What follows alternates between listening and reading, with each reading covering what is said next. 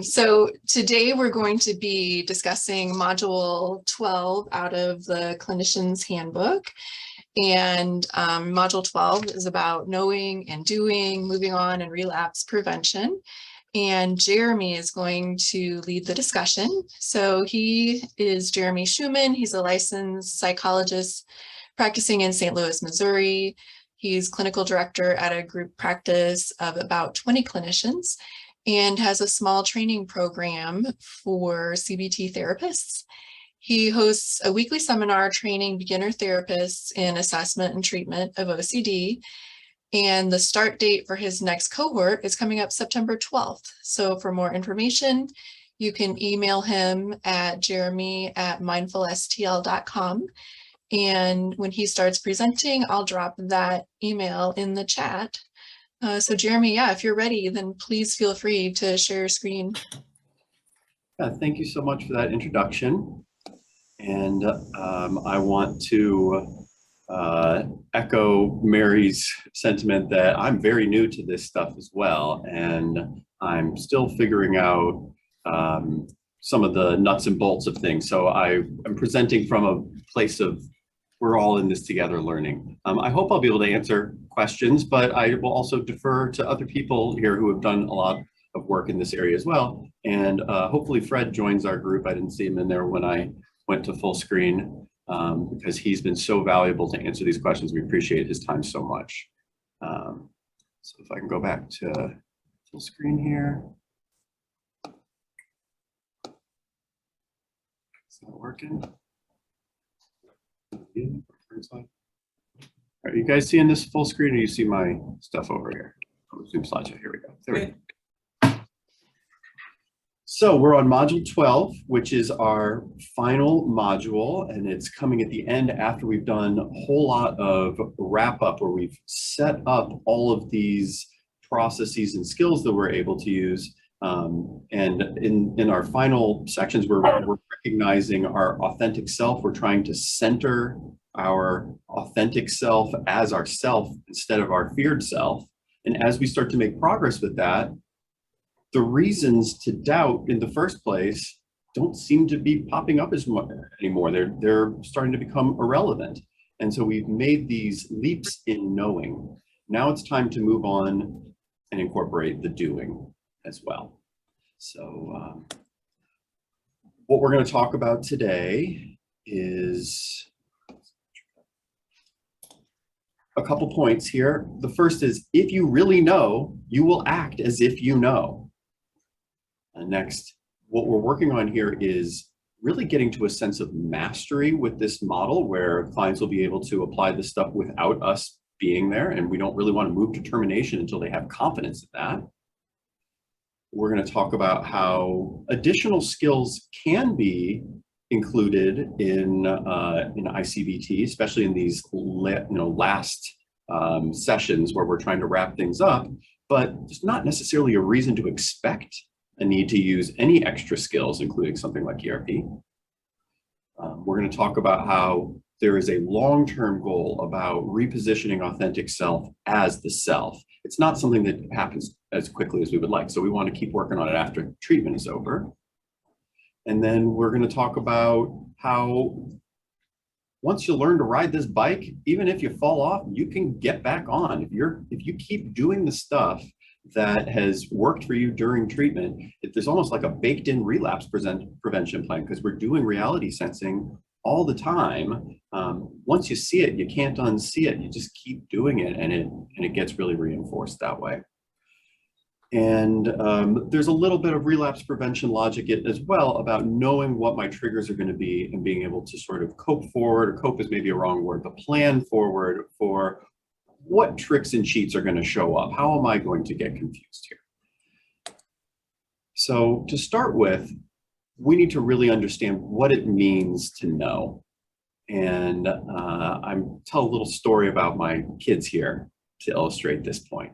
So I got a 7-year-old, and at her 6-year appointment for her doctor, she got a bunch of shots. It's kind of scary. But then the doctor told her, next time you come in, you're not going to have to get any shots. There's no shots on your 7-year appointment. And she was really happy to hear that. Then we come around to the birthday and we're booking the doctor's appointment, and I'm reassuring her, I'm telling her, remember, we don't have to get any shots there. And she feels good about it. She believes me. She trusts me. We normally have a pretty good trusting relationship that way, where she's not doubting I'm pressuring her to do things. But then when we get to the day where we're going to go to the doctor, she's freaking out. She's still very scared. And then we go to the doctor's appointment, no shots happen, and we're done with it. And if I would have asked her, were you surprised there were no shots? She would say, no, I knew there were going to be no shots. But did she know? If she knew, she wouldn't have wanted to avoid. She wouldn't have fought with me. The level of knowing that we're able to get when we deeply internalize this understanding of where these thoughts are coming from and what our true self is that level of knowing where we're not holding on to that extra bit of fear. I want to contrast that with my 3-year-old daughter, who I can say, I can't catch you, my hands are full. And she comes jumping off the top of the bunk bed for me to catch her because she knows I'll catch her, even though I told her I can't do it. Knowing is really trusting. It's really having that deep level of belief that really ties with action. And so there's this question in the quiz that's part of the workbook about how are knowing and doing related. And it's important for our model to know that if you really know, then you will do. Doing follows the knowing. We also know that this is really directly in contrast to the strategy of ERP, where we gain this knowledge through learning experiences that are done through the doing first. So that is a difference of approach. Whether the learning happens through some of the same mechanisms or not, maybe there's more conversation about that, but what came first? It's not chicken or the egg, like we're doing those things differently. So what I'm saying is that knowing is not just like acknowledging some new rule or paying lip service to something. It's deeply held belief without real ambivalence about it anymore. And if your client knows their true self, knows their obsessional doubts are false, knows the evidence from the doubt came from inferential confusion, then they're going to start acting as if their OCD is resolved, because really their OCD will be resolved. A step in this, as we're getting to the time of like really internalizing these messages and understanding how we have been confused, we've made this progress, we've even identified our authentic self at this point in the program. There's still this temptation to hold on to some doubt, sort of like as a just in case. It feels like you're not giving it any credit, feels like you're saying, this is OCD talking, I'm just keeping it there on the back burner. But if you don't let go of that, it's still in you. It's still part of how you understand the world. So when you really know, the just in case does not really apply. So it's time to do more work on what the logic behind this just in case is. And another reason that we might have to let go is that it can be really hard to resist a compulsion because you just remember feeling so fearful. You've approached this trigger in the past and you felt incredibly fearful. And so while your inferential confusion about the consequences that you've assumed are coming out of this trigger, even though you've addressed those, maybe the expectation that this time is going to be like a previous time is another form of inferential confusion that was not really in your OCD thing, but it's part of what you fear, and it's still a form of inferential confusion. So we can talk about then versus now, but it's another thing to raise this possibility with the client during this time if they're struggling with actually acting like their OCD is resolved. And the analogy in the book is like, we can't have it both ways. I brought in the can't have your cake and eat it too. We want to be able to say, oh, I know this, but like I'm going to hold on to a little piece of that doubt, and it can't happen. Time to eat the cake, time to have the life that we want, to let go of the limitation that we were holding on.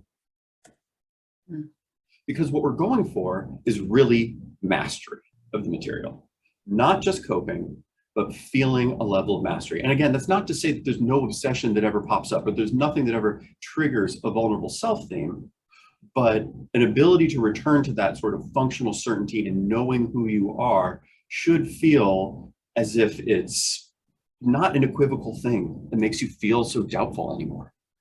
So we want, at the time that we're getting into relapse prevention and planning ahead, we want the client to have real confidence that they know the IBT model and they can describe it without us having to cue them so much. They want to have confidence that as they've been in the program, they've gained some successful control over their OCD, and they actually see the progress being made. It's not enough to just say, I understand this better. Like, it should actually feel better, and we should be doing less compulsions already as part of this. And then there should be a change in the subjective experience of the intensity and the emotion about it.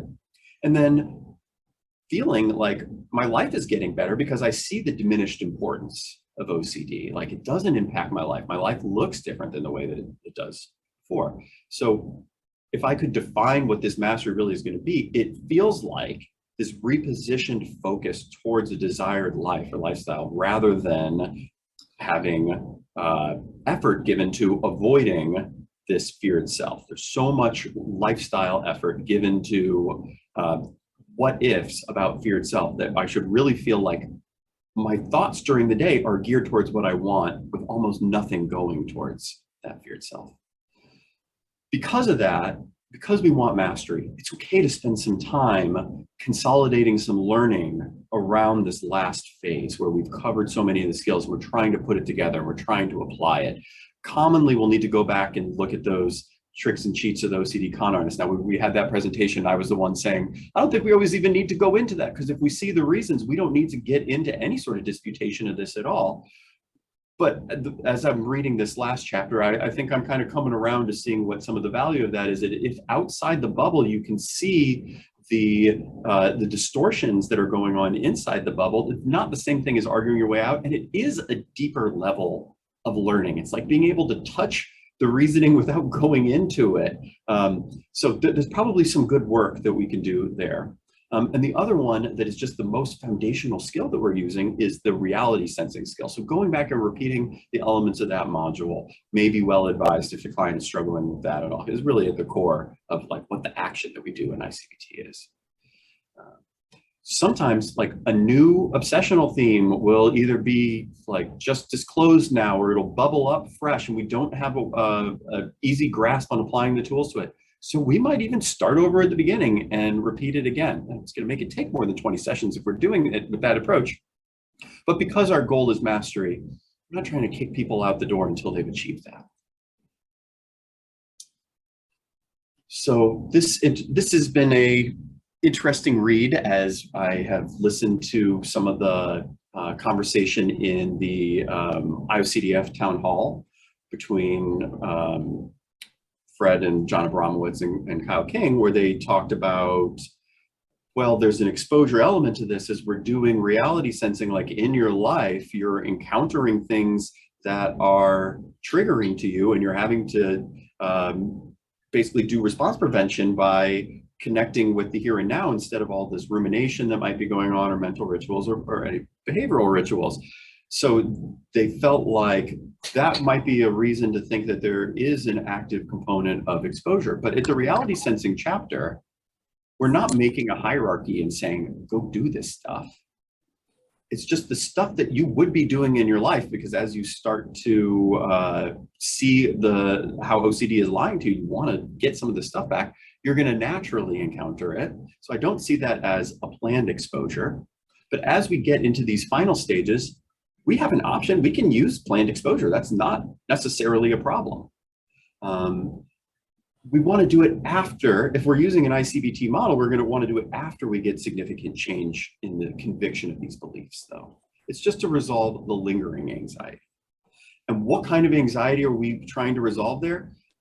It's not that we're trying to have these learning experiences about obsessional doubts about feared self even necessarily. It might come up in there.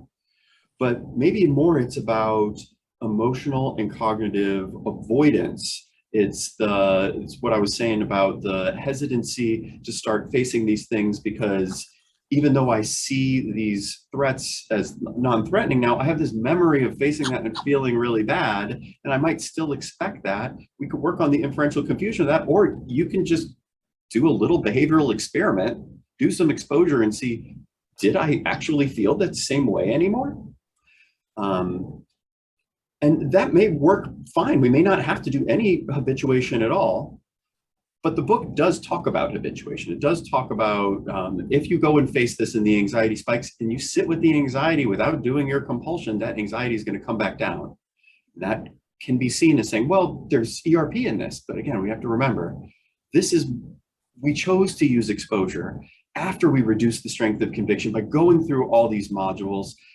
It's not an afterthought. It could be an active component of the treatment, but it's for a purpose. It's not the whole thing where ERP, what you need to know is about how to build hierarchies or how to make exposure tasks and how to do response prevention. And all the learning that comes is through those things. It's much smaller if we use it at all here.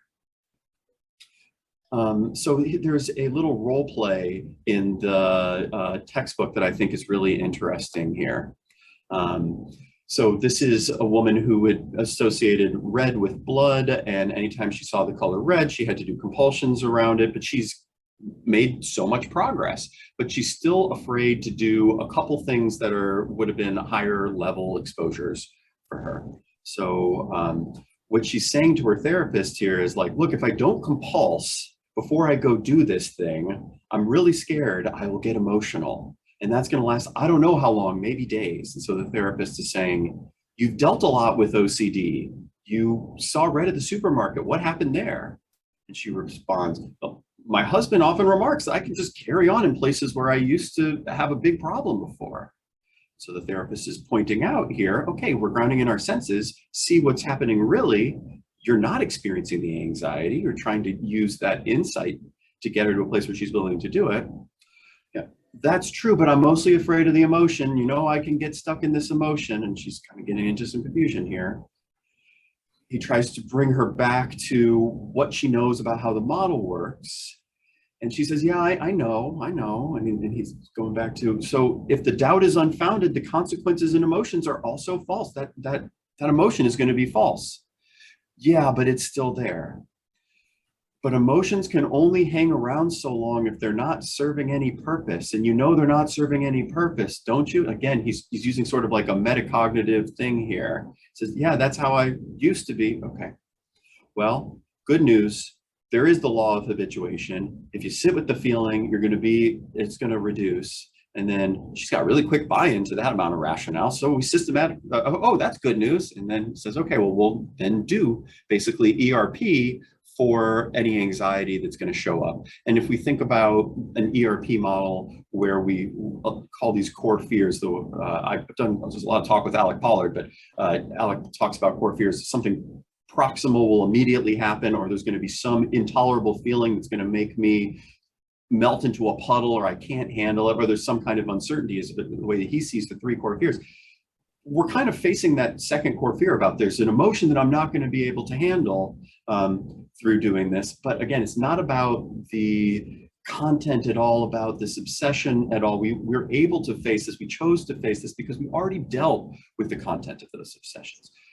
But I have to say, I was surprised reading this to get to this conversation about the law of habituation. I did not expect to find that in the book, but absolutely, we're not so divided into camps that we can't use the excellent tools that underlie our understanding of psychology. How about coping skills? Clients come to us and they say, I think I just need some coping skills with my OCD. If they don't know any of our treatment models. So I've got our where's the beef lady hollering for her coping skills. Where's this therapy is all philosophy. Where's the thing that makes this all feel better that I do? So in clients who really just have OCD and no other comorbidities, we shouldn't have any reason to expect that our clients don't know how to cope with normal life stressors.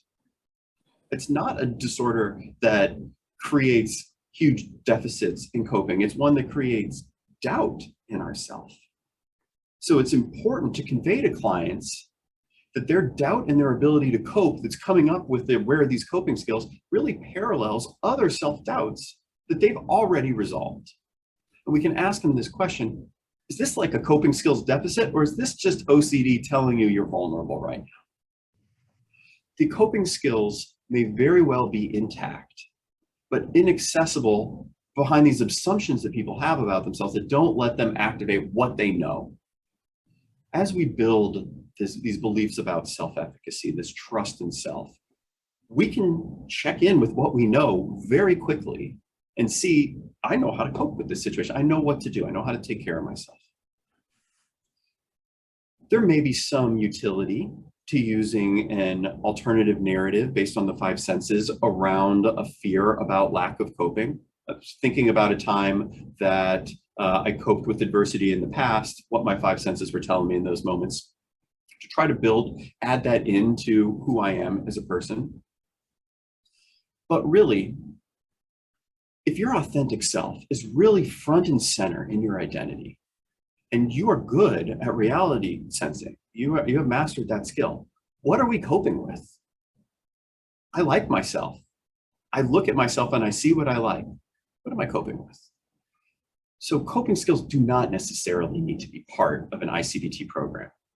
But we also know that clients come to us and they have comorbidities, and we can use coping skills. We can do things not worrying about, let's distill down the minimum amount of intervention that we can get away with doing to reduce an ICQ score. We can give them coping skills for more complex things, but that's not really part of I-CBT. That's part of just being a good therapist and listening to what your clients need. Okay, moving into the ongoing work after termination that helps reposition that sense of self, so that authentic self as yourself. Yeah, after 20 sessions, there's no guarantee that you have fully accepted a version of yourself. Like, it's tough. That's hard identity work to push through all sorts of childhood experiences and learn things and societal messages to see who we really are and like it. We are laying a lot of groundwork for that, but it's something that people can continue well after the therapy. So they can do this through showing up as themselves, behaving authentically rather than to imagine possible selves. That's going to reinforce these five senses experiences of who I am.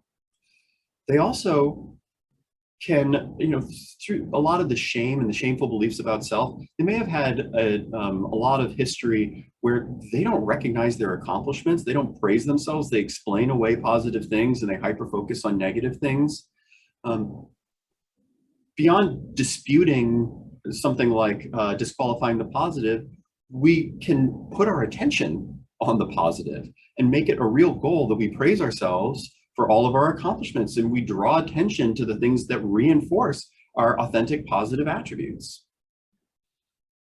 A good way to draw attention to those, to find things to praise, is to try out some new activities that are congruent with authentic self-view, to find things that as you do them, you feel like that good version of yourself, things that really play to your strengths.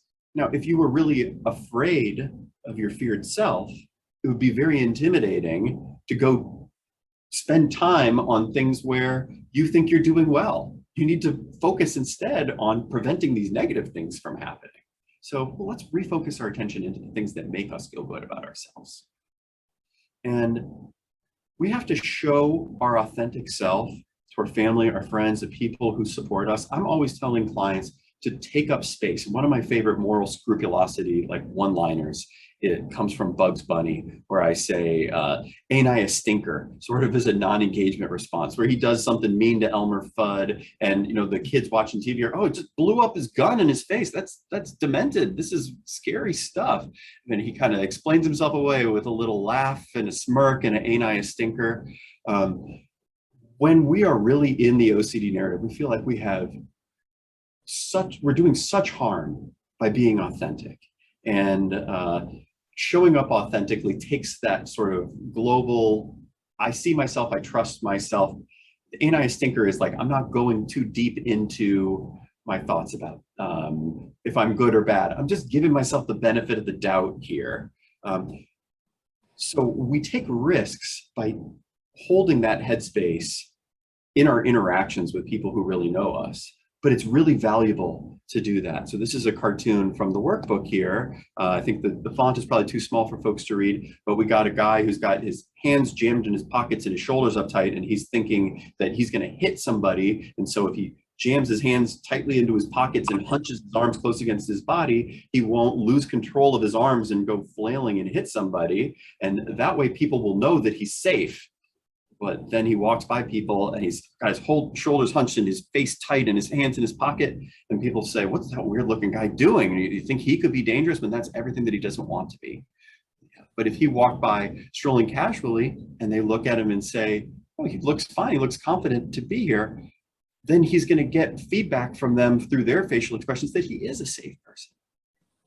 So lots we can do to keep this work going and build that identity for ourselves.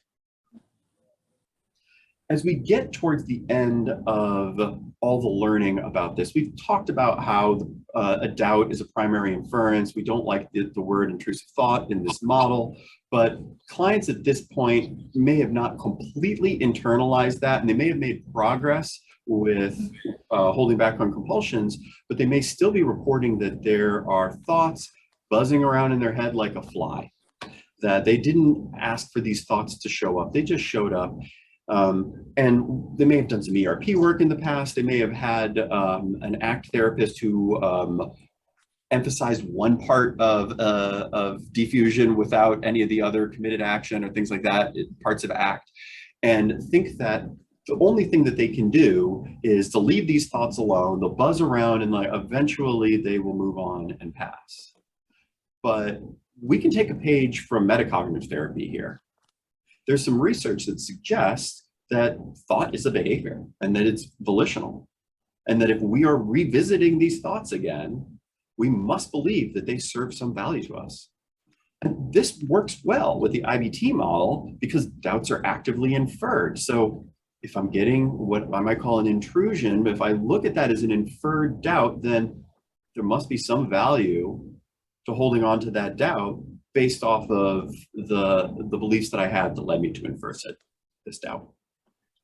So some work we can do around really clarifying intrusive versus no, this is something that when you really see it, these thoughts won't bug you anymore, is we can clarify how the client is still feeding the doubts, either through these metacognitive strategies like positive and negative beliefs about the value of worry that came out of Adrian Wells. We're kind of taking some of those same things. This is more the positive value of worry, I guess. That people feel like that these thoughts are still important or useful, or they feel like it's immoral to ignore them because they're about harm, and they feel like they're still learning about themselves and there's more good work to do. They feel like they aren't ready to move on, and they want to hold on to this place where they're at, where they feel like they're making progress. Or maybe they're just like submitting to an urge to check and see, is OCD still there? And that's why they're noticing the doubts, that like that thought fusion that we're going to talk about in a week or 2 weeks. Or the other way that they might be still being held on to are through these compulsions. Blocking, the more I resist, the more it's going to come back. Distracting, the more I resist, the more it's going to come back. Efforts to have a blank mind. Good luck with that. So after we have really understood all these pieces, we can spend a little bit of time consolidating the learning, really appreciating all the progress that has been made, praising self, feeling emotional about it, feeling really proud is part of what's going to help this identity shift. Another thing is we'll go back and, I mean, this is good practice to have outcome measures in general so that you can demonstrate that what you're doing is effective, but it's also therapeutic to measure where you were and to see where you got. Filling out post-intervention scores on the inferential confusion questionnaire, the Y box, could be part of that. The handbook has so many forms. It's got forms about situations and convictions of beliefs. That would be really useful. I don't have office staff who can help me with that stuff, and it takes a lot of time to juggle that. So I don't actually use a whole lot of those forms. I try to just use maybe like a Y box and an ICQ in this, the way I would have normally used a Y box or a docs, and maybe an OCIR or an OBQ44. Another thing that people can do to consolidate learning is just journaling. The workbook has us keeping a diary throughout. Maybe not everyone is doing that, but taking some time at the end to journal about at least what the most important insights were, so that you have, you're simplifying it to what was most important for you. And then we can move on to explaining it to other people who care about us, and that helps, like, see one, do one, teach one, that med students have to do. Start teaching it and really internalize it. I know the therapists in this group are going to have lived experience with having growth in themselves through the way that they banana strawberry music. And yeah, or get a dodeca flex tattoo, because it was just such an awesome idea. So as we've achieved that mastery, as we consolidate learning, we move into relapse prevention. But really, relapse prevention is a lot more of the same. Reality sensing is relapse prevention, and we're doing it all the time. People without OCD are doing reality sensing when they're checking or they're investigating anything. That is part of relapse prevention. This is the way that I interact with the world. I just keep doing that. We will probably see obsessions come up, or the invitation at least for obsession. And when something rubs up against our vulnerable self theme and we catch ourselves before we cross the bridge, we have just reinforced again the pattern of doing the I-CBT work. So it's more of the same. We're just doing the same work, even though we're not in treatment and being guided to do it.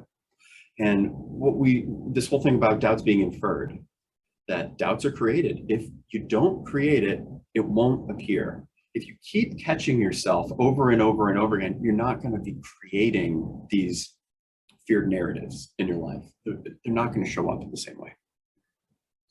But when new doubts arise, work through the steps. We know them. And it gets easier, it gets faster. It doesn't take so much time the more you do it, because it's like riding a bike. But slip-ups are going to happen. There's times where we're going to lack focus and attention. We didn't notice that we started giving some credit, or we were minimizing the impact this was going to happen, sort of just keeping it at arm's length because we weren't caring about it. We were caring about other things. Maybe we even got a little bit complacent. Or slip-ups might happen because something was really triggering, or because something showed up when we were in a vulnerable state. If we're really exhausted, I don't have the energy to deal with this. Well, it feels like you don't have the energy now. Remember how much energy you were putting into your compulsions before and how that felt mandatory and you just didn't even have an option to rest? Do you want to go back there? Remember how you pushed past points of exhaustion all the time when you were listening to your OCD fear? When you see your authentic self, when you see the life that you want to have for yourself, is it worth it to push similarly hard to get through this and see what happens on the other side? So like exhaustion, it can show up that way. Or, we can see how overwhelmed, I don't have the energy to deal with this, or I'm distracted, I can't do the work, right? But even if I'm feeling really positively and feeling excited, it's like, I don't want to deal with this right now. I'm going on vacation. Okay, I'll just do a little compulsion to go on vacation because I don't want to have to bring my hard work on vacation. But that can very quickly spiral out of control and ruin your vacation. It can ruin the positive thing that you're trying to do. So want to be mindful of these excuses for letting the thoughts back in. And these particular triggering contexts are things that remind you of your feared self. There's probably always some things that you're going to feel sort of vulnerable about because it rubs up against your insecurity. An example I think of is someone is obsessive. They are someone who could make a catastrophic mistake, and then they're in charge of doing an extremely detailed legal brief where everything needs to be correct and it's got big implications. That's going to trigger that feared self theme. So if I know that's coming up, before I get all flustered by it and get into that place where I'm exhausted and distracted, let's cope forward. Let's think through what's going to show up. Slip-ups could also happen because they're sort of inadvertent. Like, I just started reminiscing about the old days. It didn't feel like I was revisiting the OCD bubble. I had no intent to start doubting again. I wasn't even fearful. but I reminded myself of that logic. And if I wasn't vigilant, it can slip back in.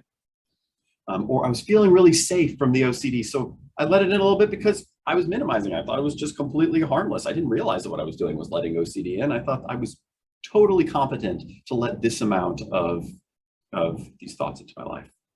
Or a new trick from the tricks and cheats thing shows up, and you didn't practice, rehearse how to see through that one. Or something became convincing because of new evidence that happens over time. That can happen. Or finally, that we would let in subtle safety behaviors over time, avoidance being a really big one. And I like to distinguish between avoidance that is, this is gonna make me feel terrible, I don't wanna do it, and I'm not gonna do it because it makes me feel terrible, versus the kind of avoidance that's like, I don't really like that stuff. But before I had this doubt or fear, I used to like this stuff. I'm kind of rationalizing my avoidance for myself by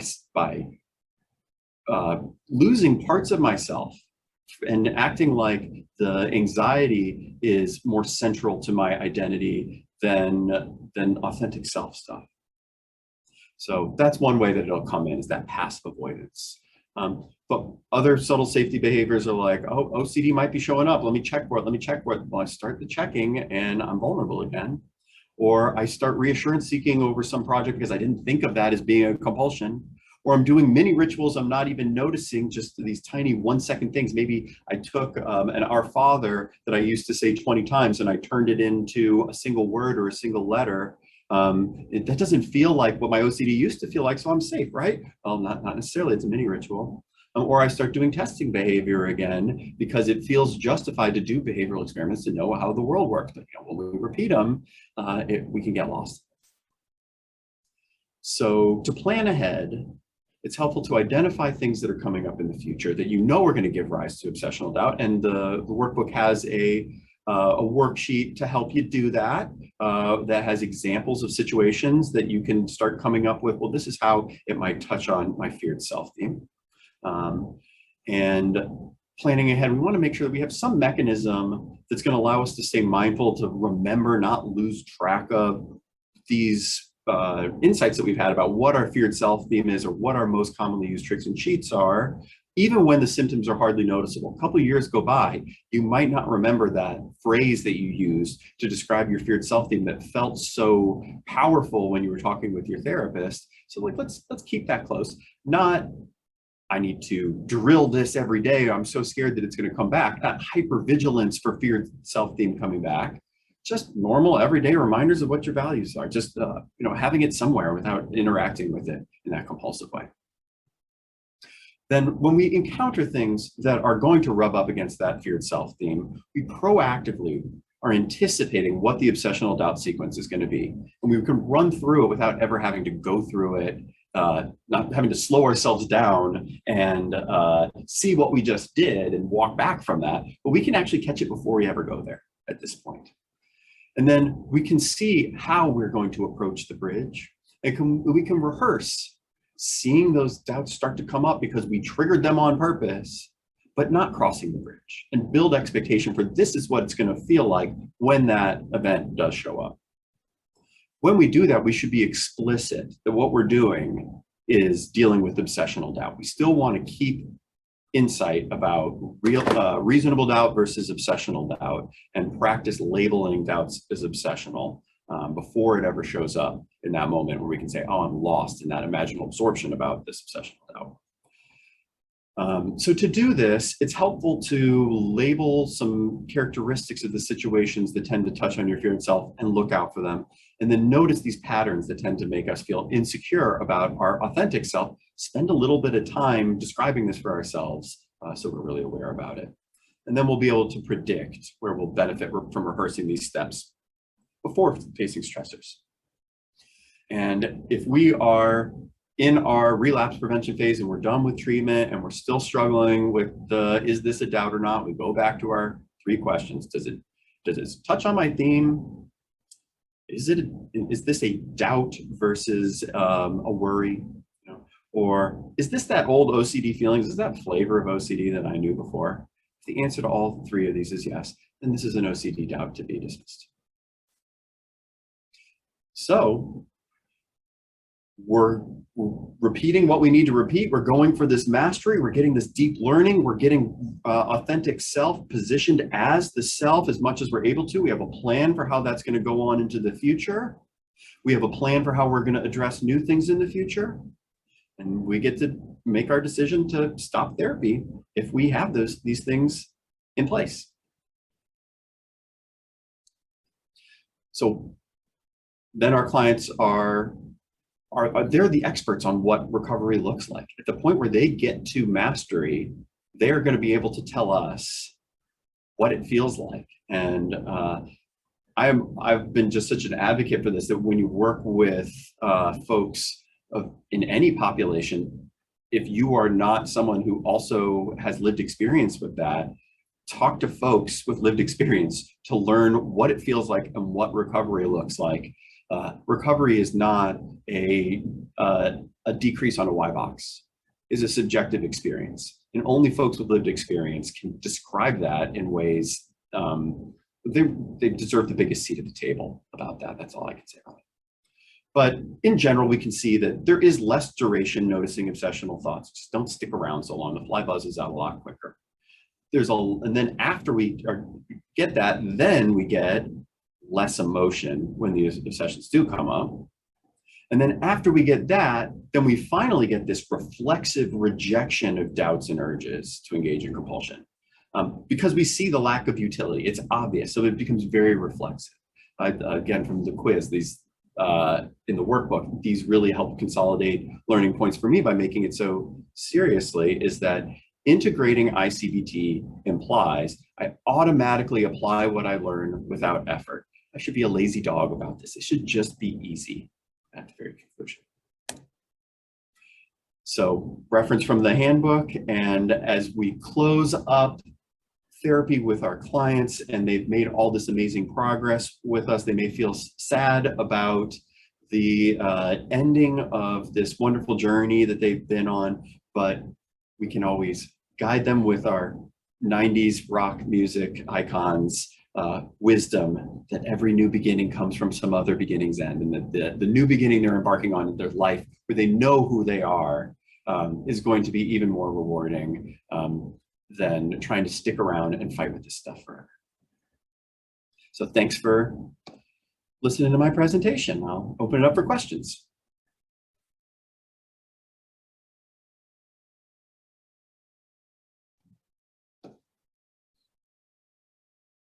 Thanks, Jeremy. That was so thorough and awesome. I know there was a question in the chat from Stephanie that Amanda also answered, so I don't know. Stephanie, do you want to unmute if you still have a question related to that about knowing being on a continuum? So I maybe used a poor example, but I guess I'm wondering, can we think of knowing as being on a spectrum? So something I basically know, so it could be something I know I'm sitting right now versus, you know, I know my hair looks fine or something like that, where it's kind of like, yeah, I'm basically confident in that, you know, I may be making no sense either. That's fine too. No, I think you're making sense. Like if I know the sun is going to rise tomorrow. I know it extremely well. I know that I'm sitting in this chair. I know that my hair looks okay, but I'm a little bit less certain that everyone would say that my hair looks okay than the sun is going to rise tomorrow. But I know that as well. And so I see what you're saying, that I could know that, but knowing in that sense that my hair is okay, I'm not messing with my hair. I'm not checking my hair. So I still have functional certainty about that. Maybe it's still on somewhat of a spectrum of how much I know it. So maybe thinking of it less as knowing and more as functional certainty. Yeah, I was thinking about that as I was reading it. I was hoping Fred would be here today to comment on that. I don't know that I know how to parse that apart. Kate, Mike?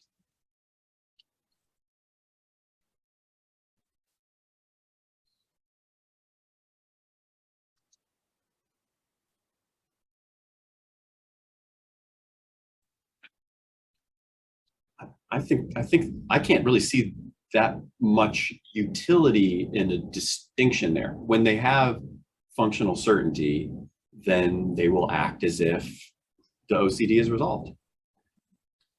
So I think that maybe there is some nuance that that the philosophy can get into.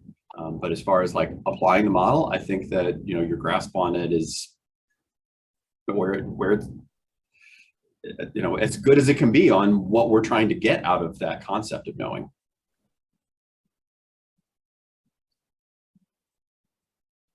And Marianne's saying I have the same question. So is that still the same question that we're discussing, or did I miss something else in the chat?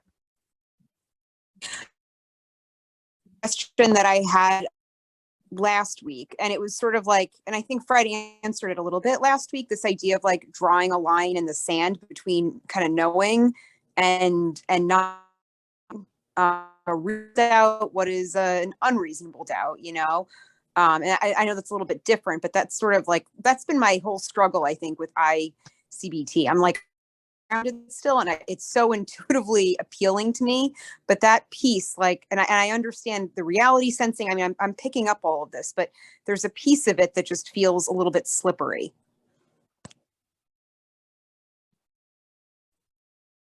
Can you ask the question again? I want to make sure I'm really understanding the slippery piece.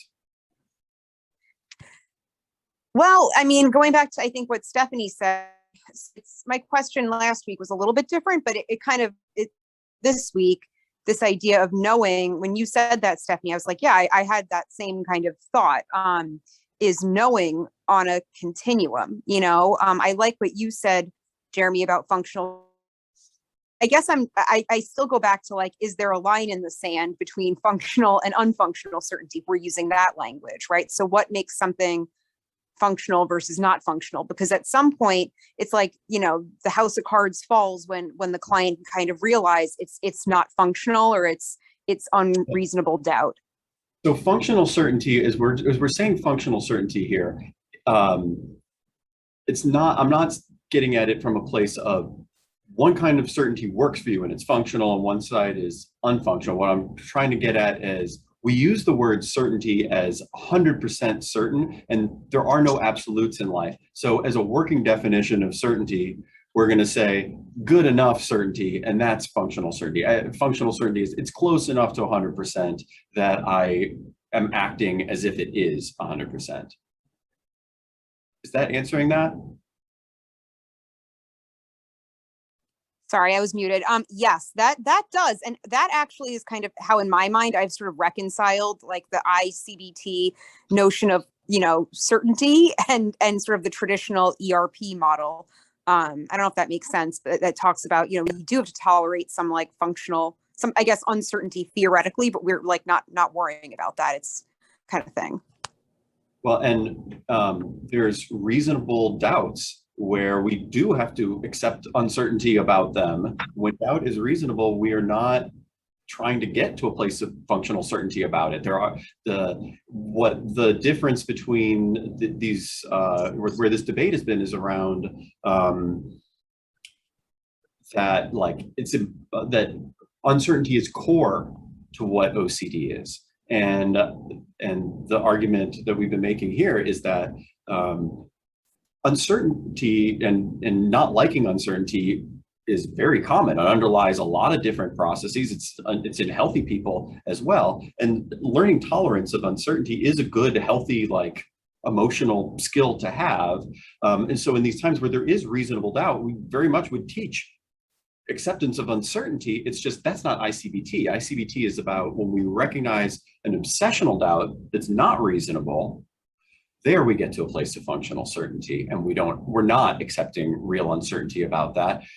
Functional certainty that's 99.99 is as good as certainty that's 100. And yeah, again, we're not using accept uncertainty when it's that 99.99, where we very much are using it for the, oh, my side hurts so bad that I'm going to the hospital and it might be appendicitis.